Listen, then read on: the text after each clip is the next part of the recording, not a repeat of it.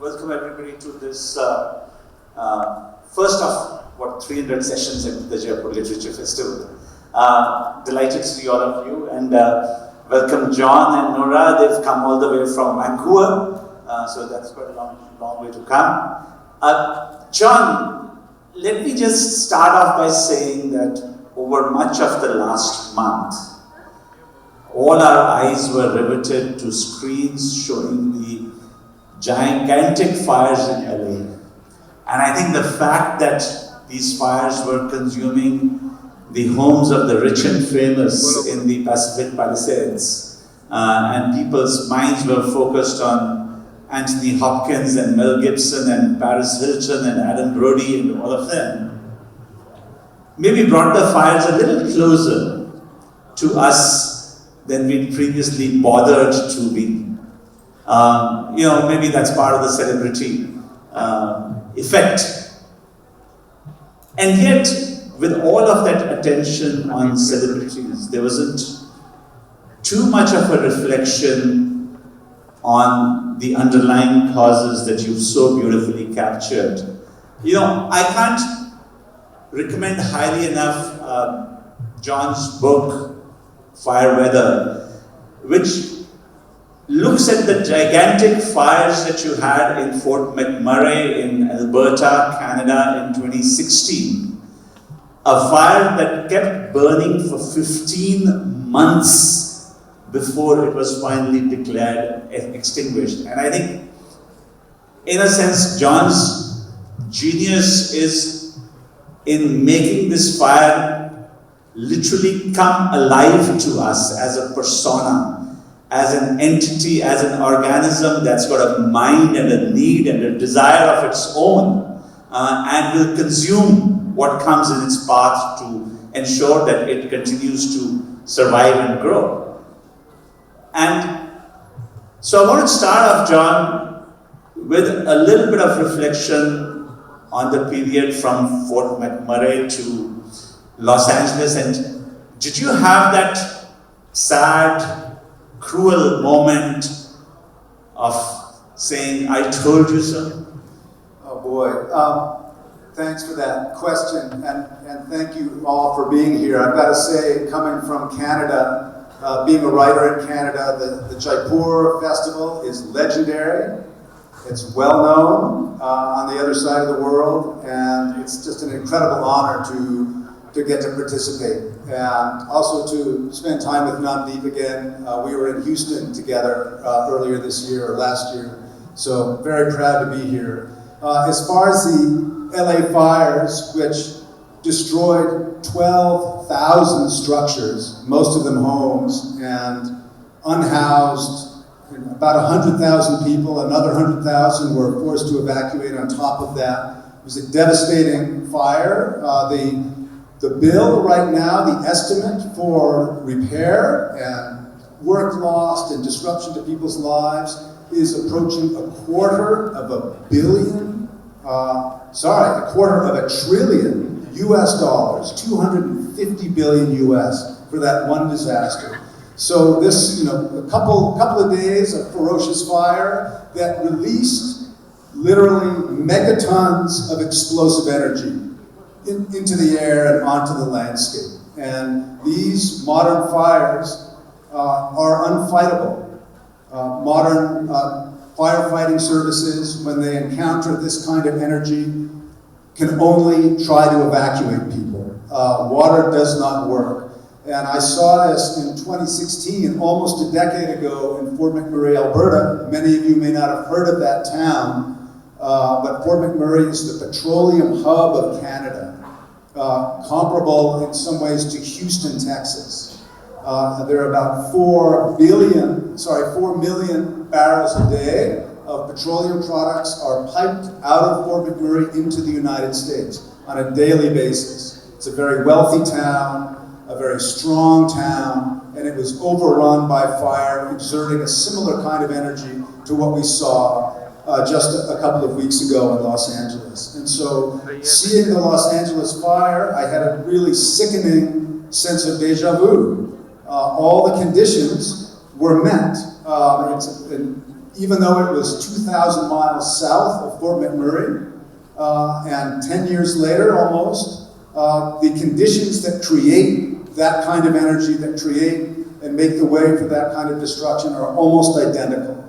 And the particularly sad part is it's not just those two cities, but we've seen Paradise, California, Lahaina, Hawaii, Valparaiso, Chile, several cities and towns in southern Spain and Portugal and Greece. Algeria has had some devastating and lethal fires. This is all in the past 10 years. And another example quickly, in Redding, California, we saw the first tornado generated by a fire ever in the Northern Hemisphere in the history of human beings. So this was an EF3 tornado that was generated by a wildfire. So this is the kind of energy these events can release now. And you know, it's incredible. You're talking about fires reaching temperatures of 2,000 degrees centigrade. You're talking about flames leaping up 200 feet into the air. And you're talking about weather systems being created by these fires that are so powerful that they generate hurricane force winds. I mean, somewhere in the book you've mentioned about the fire near Canberra in Australia, which produced 160 miles per hour winds that accompany the fires. And what it means is that the flames can leap over rivers and highways and create destruction on a scale that we've never seen. But coming back to Fort McMurray, John, that fire started in May, when you still had ice flows on the Athabasca River. What starts off a fire that large when temperatures are supposed to be low and it's still spring? Yeah. It's not the end of summer when everything is bone dry. And that's another parallel with Los Angeles. You know, that fire broke out in January, typically a cool, damp time of year, and yet we had the most explosive fire in Los Angeles' history. Similarly, in Fort McMurray in May, it's still winter practically in northern Canada then. Lakes were frozen. There were ice blocks on the Athabasca River, which runs through the city. These ice blocks were the size of automobiles. And despite that, there had been drought for 2 years, so very low snowpack. And then on top of that, the temperature record for that day, May 3rd, when the fire entered the city, was broken by 6 degrees Celsius. So it was 33 degrees Celsius in early May in northern Canada, same latitude as Alaska. This is the subarctic. And so to see those kinds of temperatures on top of that kind of drought, that creates an atmosphere for fire that's comparable to spraying the woods with gasoline. It creates a very, very flammable, not just flammable, but explosively flammable scenario. And that generated a firestorm, not unlike what Los Angeles just went through. And that kind of energy, I interviewed a lot of firefighters for fire weather, and you know, they're a tough bunch. They've seen a lot, and they have one job, and that job is to knock the fire down. And these firefighters roared up. They did not run away from the fire. They raced up to these hilltops where the houses were burning, and there wasn't 5 houses burning. There weren't 50 houses burning. There were 500 houses burning. The flames were in fact 100 meters tall. The radiant heat coming off of that is 500, 600 Celsius, incinerating everything in its path, and all they could do was sound the Mayday signal, which is 3 horn blasts in North America, try to get as many citizens off the hilltop and run for their lives. That's all they could do. And for a firefighter, that's humiliating. You know, these are warriors. These are type A athletes. Think of rugby players, and they don't like to get beat. And firefighters came to me and said, humbly, they said, "We got our ass handed to us." And it's a really hard thing for a firefighter to say that and to admit that. But it was a terrible defeat. And not just the thousands of homes lost, but for the spirit of the firefighter who wants to keep the communities safe. And they're now encountering a monster. That fire was nicknamed the Beast. It's called the Beast in Canada. And the only fire I know that has been named that way because it tore through the city day after day, night and day, defeating firefighters. And they named it, and it's a part of it's a legend now in that country. So since we are on Canada, and you delved deep into the fire in Fort McMurray, you talked to firemen, you talked to engineers, you talked to ordinary residents in the city. One of the things that struck me from reading your book, which I must confess I had no idea, was yes, we know Canada is one of the top 10 oil producers in the world. It's what, number 6 or I think it's number 4 or 5. Number 4 or 5 now. They kind of managed to hide it under this cute and cuddly image of Canada as the good guy next door to the bad guy, and yet when you explain how dirty the process of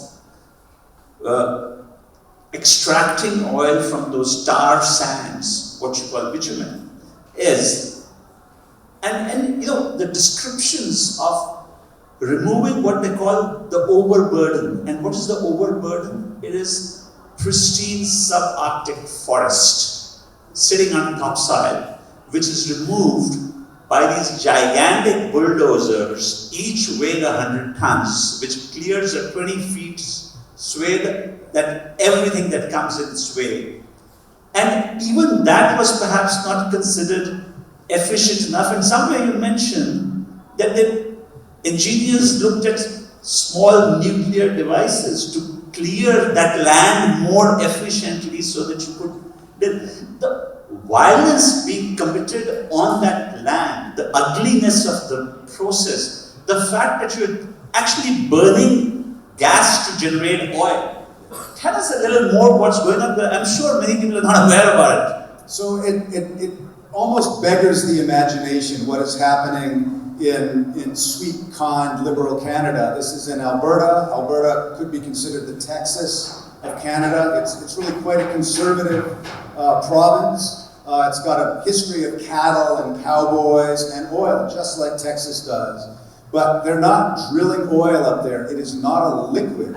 It is sand that has been saturated with bitumen, which is basically a kind of tar that you would use to seal your roof. And it's soaked in the sand, so they have to plow all the trees off. There's now an area north of the town of Fort McMurray. It's about 1,000 square miles of destroyed forest, plowed off and buried. And then the shovels go in and they dig out the bituminous sand, this tar-soaked sand. And in order to get even simply the tar separated from the sand, they use billions of cubic feet of natural gas, which is in abundance in northern Canada. They use billions of cubic feet daily to melt the tar out of the sand. And then all you have is tar. You cannot burn it. It will not burn. So then it has to be refined again using more natural gas. And so you're basically generating a huge amount of pollution. Natural gas is methane. It's one of the most potent greenhouse gases, far more potent than CO2. And you're using this in vast quantities simply to liquefy this substance that was really never meant to be a fuel to begin with. And then it's piped into the United States to refineries that are specially built to handle the very heaviest crude. And these are owned by Koch Industries and some other quite notorious energy producers who have worked very hard to halt meaningful climate action. And the scenes that you describe of Fort McMurray, I think even dystopian is too mild a word. It's almost post-apocalyptic in terms of the carnage. And maybe we can request you to read a short passage from your book. Sure. There's you have the experience. yeah. I've got a. Oh yeah. Well, I've got shall do the post. There's a moment after the Fort McMurray fire drove the largest, most rapid evacuation due to wildfire in modern times, and I think that it even includes Los Angeles. In the space of about 8 hours, 100,000 people were driven from Fort McMurray. And this is a bustling, wealthy city. The median household income in Fort McMurray in 2016, when the fire broke out, was $200,000 a year, making it one of the richest municipalities in all of North America. So it's a potent place, and in the space of a few hours, it was completely empty, and only left were firefighters and water truck drivers. So although it had been dark since the early afternoon, night had truly fallen now. From the air, the city was shrouded in smoke mottled with orange, a blemish on the atmosphere as lurid as a bruise. It was impossible to know what was going on down below. How much of the city was gone? How much was at risk? What would be left in the morning? The city was effectively empty, a first in its 150-year history, and civilian life had ceased. Homes, shops, offices and schools, churches and restaurants, Showgirls nightclub, the Heritage Museum, and the Boomtown Casino. In one single frantic afternoon, everyone had dropped what they were doing and made for the door. Excuse me. Lost my page. Left behind were still life tableaus of lives interrupted, much like those discovered in the abandoned city of Pripyat following the meltdown of their Chernobyl nuclear power plant. In both communities, there were those who understood how truly grave things were, but many others had left under the wishful impression that they would be gone for only a day or two. Surely firefighters would get the situation in hand by then. All night, trucks and crews roamed the ghostly, smoke-bound city, lights flashing but otherwise unannounced, save for the growl and whine of their engines and heavy tires. With no traffic and no one left to warn, there was no need for sirens anymore. Besides, what was the hurry? Visibility was at best a block, often far less, and speeding under those conditions is dangerous. Night was hard to distinguish from day, and as exhaustion and sleep deprivation took their toll, time and events began to blur inside the disorienting miasm.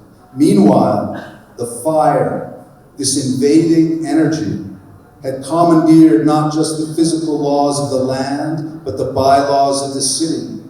Traffic signals, with their bright colors and civic rhythms, stop, go, walk, don't walk, seemed in the stultifying gloom to be relics of another civilization. Nothing moved on the streets now, even the ravens had fled. The firefighters, police officers, heavy equipment operators, and water truck drivers who remained behind in this murky, post-human limbo had seen the movies, and they recognized this place. They called it Zombieland. Yeah.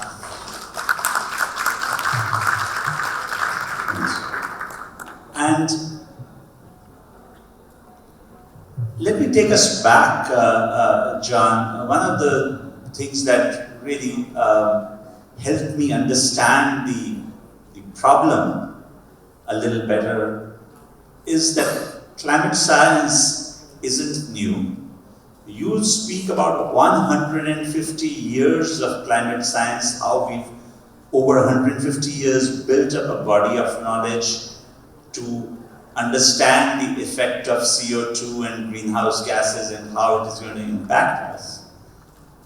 And what I particularly, and maybe I'm going to make the liberty of reading a small piece, because he speaks about congressional hearings in the US Congress in 1956, where eminent scientists of that period are talking about climate change and what needs to be done to curtail greenhouse gases, to curtail the use of fossil fuels. And there's a short para.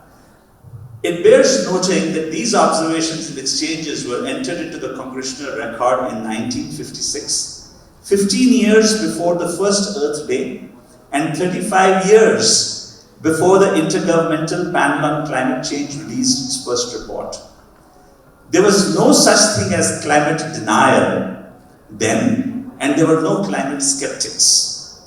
Those present, all of whom were white men, and most of whom were churchgoers, born at the very dawn of the automotive age, were open-minded about this alarming new information, and they discussed it with intelligent interest. And I wanted to read this paragraph because of the contrast that we find 70 years later of climate denialism, of President Trump again walking out of the Paris Accord, again announcing the steps that he has. Talk us through the politics of this and a refusal to learn. It's a refusal that really speaks to the centrality of fire in human life. And we are a fire species, and just as in Asia, there's no corner of the Asian consciousness that doesn't have a tiger in it. You can be from Tibet, you can be from Japan, you can be from the Sundarbans or Tamil Nadu, and there's a tiger there somewhere in your stories, in your religion, in your family lore. And fire is another example of that, but for our entire species. Fire has literally grown up with us. It helped us to grow up. It turned night into day with its light. It helped us become equals and even superior to other animals with the power of fire's heat. And its energy, especially since we liquefied petroleum, has enabled us to become wealthier and more mobile and more powerful, really, than gods. You know, I just think of the way that I got here on a 15-hour flight with 350 other people and landed safely and relatively well rested. And it's a miraculous thing that we did, and it's all firepower. And so it's so central to how we exist, to how this festival exists, that for the industry to face the fact of its real cost, the real impacts of climate, the CO2 that it generates, would mean they would have to completely change, if not shut down their business model. And that is intolerable to them. And there is this burgeoning market for fossil fuels that is aided now by the industry itself that has, for the past really 50 years, done everything it could to distance climate impacts from the profits and incredible energy that their fire generates. And it took me I worked on Fire Weather, the book, for 7 years. And it took me 7 years to understand that the petroleum industry is a fire industry. And it took that long, not because I'm dumb, but because petroleum is so beautifully integrated into our lives that we don't think of it as fire. But if you knew what was going on under the hood of your car, tens of thousands of explosions every couple of minutes, and I counted the number of fires that humans make from petroleum products, and it's in the trillions when you look at it globally, when you include every combustion in every internal combustion engine. So we're making these galaxies of fiery explosions every day. And billions of dollars are being made, millions of barrels are being moved. And so to change that is so disruptive, and this industry is so dominant in our culture, and so has so much social license in terms of its permission to act at will, that there's really been no powerful incentive to change behavior, despite the fact that the climate is telling us through these fires, through these floods and droughts, through these worsening hurricanes, that CO2 and methane are making life measurably more dangerous for us, and frankly, less profitable when you look at the bills of these terrible disasters, and the number of billion-dollar weather disasters tracks perfectly the increasing amount of CO2 in the atmosphere, the increasing temperature average. And these follow each other, those three lines follow each other. So the evidence is there, but the incentive isn't, and the petroleum industry has worked very hard to maintain that divide between meaningful action and consequences.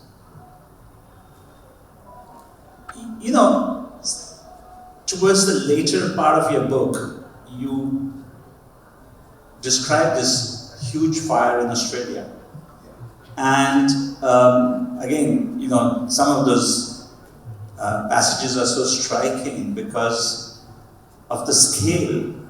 And at one place you say it's like a big volcanic eruption. At another point you liken it to a Hiroshima in terms of the amount of energy that is being released by one fire. And then the sheer amount of CO2 that that fire is putting into the system to take us even more rapidly towards the tipping point. Talk us through the science and the significance of because LA is so fresh, but what do these giant fires really mean for where we've arrived and where we're heading?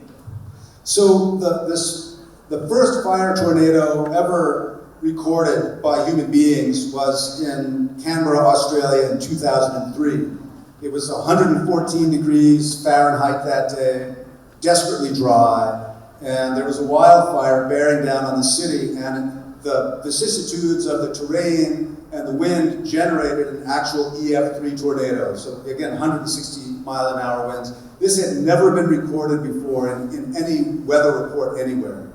So this kind of opened up a new possibility, and what attended that system was what's called a pyrocumulonimbus fire cloud, and these systems puncture the stratosphere. They're 45,000 feet tall, you know, I guess 15 kilometers or so. They generate their own wind, they generate their own lightning.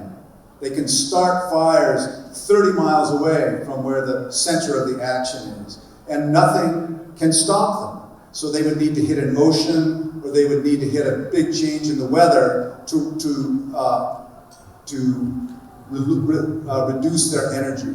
And so these phenomena weren't even in fire literature in the 1990s.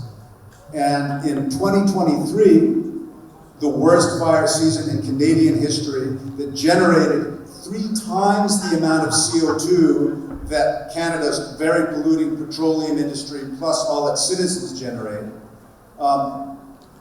That fire season of 2023 generated 142 pyrocumulonimbus firestorms. This has never happened in the history of Homo sapiens. And now it's a possibility. It's not just a possibility, it's a likelihood. They've had them in Europe now. Again, they've never been recorded there. And so what I saw in 2016 with the Fort McMurray fire was, my goodness, if it can happen in the subarctic when there's still ice on the lakes, these fires can happen everywhere, anywhere, and now they're happening everywhere. And this, unfortunately, has been borne out since 2016, because most of these legendary fires that we're talking about have just occurred in the past 5 to 7 years. So we're really entering a new fire regime, really a new world that is forcing us, community by community, to renegotiate our relationship to fire and thus to nature. And meanwhile, the fossil fuel industry is producing more than they ever have. And this is a very telling example right here. Fort McMurray's response to their terrible, devastating fire that emptied the city for a month, shut down all the petroleum industry, was to start it up again, rebuild the houses exactly as they were, so they're just as flammable as they used to be, and then increase fossil fuel production. Meanwhile, in Alberta, the quite conservative government there has a policy, official policy, of climate denial. It is not discussed there. Just like in Florida, just like in Texas, and now with the advent of the Trump administration across the entire United States. All records and mention of climate and climate action have been purged from the White House website. And all government action, regardless of bureau or agency, is being discontinued. And that's actually impacted this conference, this festival, because funding for some climate-themed speakers used to come from the US government and no more. So we're already feeling it on the other side of the planet. So it's grievous and it's grave. So next time you read a headline which says that the LA Pacific Palisades fire was unprecedented, please question the word unprecedented, because there are going to be precedents galore given the way we are heading. But John, we have several young people there. Young people, listen to this one. I wanted John to explain to you what we take so granted every day, every hour, every minute, which is our relationship with oxygen. Oh, yeah. So I think one of the sticking points in our ability to meaningfully address petroleum is because of this very, very deep and ancient relationship we have to fire. And the petroleum industry is a fire industry. And I think one of the reasons fire has been with us for the history of our entire species and our entire lives is because it's actually kin to us. We are related. It looks totally different, but it feeds on the same thing. It needs oxygen to survive, and it generates heat. All of you are about 37 Celsius right now. It's quite cool, but you're very, very hot. You too are oxidizing, you too are burning, like a fire, just more slowly. And I think in order to act meaningfully and understand the implications of this fire-driven culture that we live in, it's worth understanding what it's like to be fired. And what I want to invite you to do, young and old, is to do a trust exercise with me, but also a breath exercise. And it involves a timer, and what I want to invite you to do is to, when I say so, to completely empty your lungs. Exhale, the biggest exhale you can do, and then don't inhale again until I say inhale. And it will be 30 seconds. I promise I won't torture you, but just try not breathing with empty lungs for 30 seconds. So I'm gonna do 1, 2, 3, and then exhale. And then I'll start the timer. So 1, 2, 3, and big exhale. The timer's going. And just keep your lungs empty and notice how you feel. And of course, if you have to inhale, please do. We don't want anyone to pass out. But just notice what it feels like not to have oxygen. 10, 9, 8, 7, 6, 5, 4, 3, 2, 1, and big breath in. My guess is, for those of you who did the exercise, a lot of other thoughts went out of your head. You were stopping, you weren't thinking about the Coke you might have wanted to drink, or your sore knee, or where you needed to be next. You were really concentrating on the fact that you couldn't breathe in. And if we extended this exercise for a minute, I think there would be some real panic in the room. And for 90 seconds, people really might be passing out. And this gives you a little glimpse of what it's like to be fired.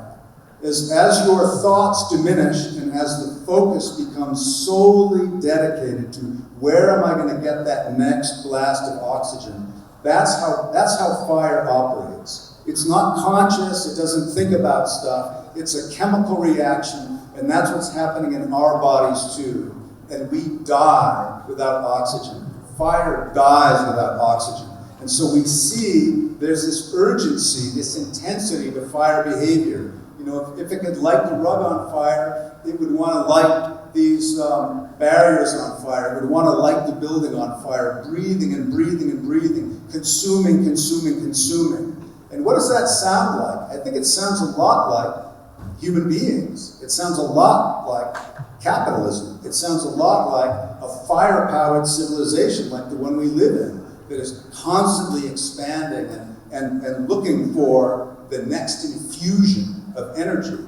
And so I think in that way, fire is our kin. It's a companion energy that's enabled us to live in ways we never could have otherwise. And so how do we master that? You know, what it's enabled us to do is fly across oceans and amass incredible wealth, but at the same time, it's also impacting our climate. It's starting to take some of those gains away from us. It's taking our homes. It's taking our safe climate. It's taking our water. And so that's a conundrum that we live in now. And, you know, for those of us who live in India and who live in some of the more polluted cities like Delhi, it's taking away years of our life as well. But I just wanted to make sure that we, you know, one last point, which is that these fires in Canberra or in Los Angeles are not faraway things. We may not be affected on the same scale, but I was looking at some statistics before I came in. Over the last 5 years, Jammu and Kashmir, 18 times increase in fire incidents. Himachal, 10 times, 985 incidents. Uttarakhand, 2,442 fires. We can see the beginnings of this impacting us. So, John, before I open up to the audience, any quick words of wisdom for India? Yeah, what an amazing country to be in, and it's a beautiful and resilient place. But these fires, I think, for so many of us for so long have been abstractions that happen to somebody else. Like we know Australia has terrible fires, we know Southern California has terrible fires. Well, now these fires of comparable intensity are burning in other places like Greece and northern Canada. And so India is on fire's menu too. And one of the reasons I wrote Fire Weather was really as a public service announcement. There's a lot of information in there about how to recognize the flammability of where you live, because there are really universals, and drought and heat create opportunities for fire globally. There have now been wildfires in Greenland. You know, it's an ice cap, but it's getting hotter there in the summer, and the shrubs are now burning. So this is the new world that we live in, and we have made some mistakes, and we have really suffered. And you have an opportunity to learn from what we've gone through. And there's a lot that we can do individually and communally to reduce our risk. So with that, we might have some questions. Yeah, sure. So questions, please, comments. Okay. Young man over there in the glasses, yeah? You gentlemen in the dark glasses? That's you, yeah, hi.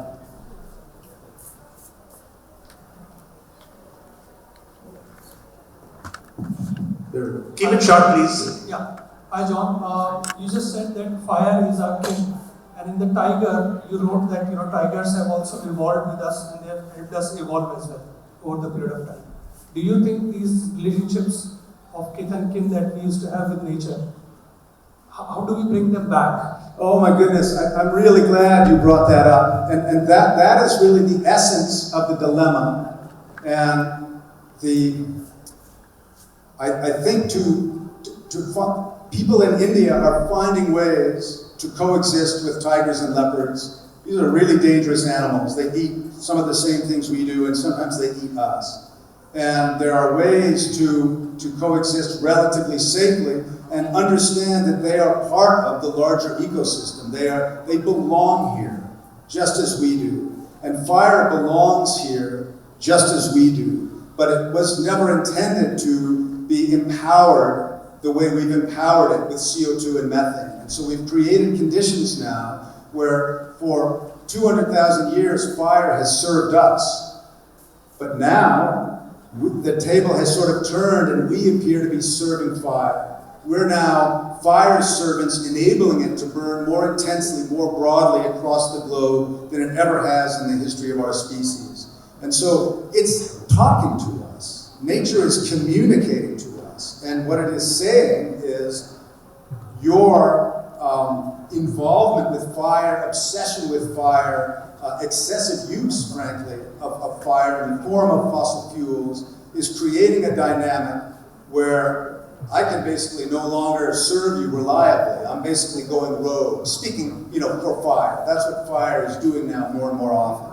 And so the bottom line is to decarbonize, is to recognize that link between fossil fuels and the impact on the climate. And I think one of the first things we need to do is recognize and show gratitude for how much fossil fuels have given us. They've enabled this festival to happen. They've brought us here. And so how do you show gratitude for the incredible power that liquefied fuel and the fire it generates has given us, and at the same time recognize that it's gone too far? And we're now creating an unsafe space. I've been to other festivals that have not been able to operate some years because the fire risk is too dangerous. This is in the United States. So this is what's coming, is impacts on events like this. And so this is one place to start connecting the dots, and this is where we need leadership at the communal level, at the state level, but also at the federal level around meaningful climate action. And that comes from citizens and comes from us, on the one hand, recognizing fossil fuels are amazing. I love to drive my car, but it's clearly having this impact. It's much hotter here in the summer than it used to be.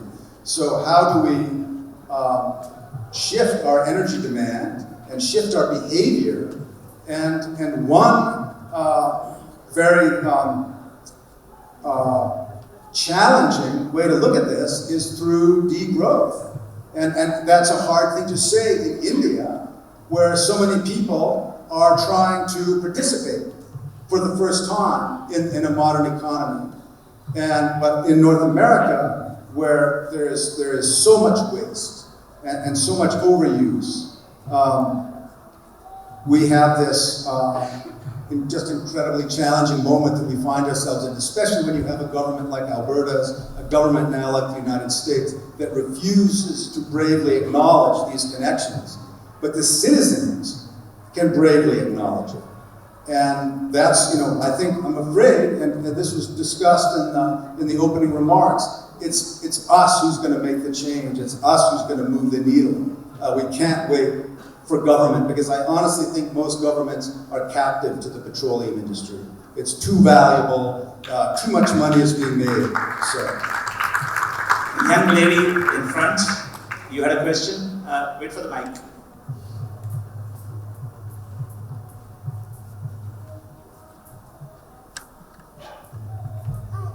So talking about the LA fires, so there are a lot of controversies going on around why it happened and the fact that it's going to continue over the span of this year.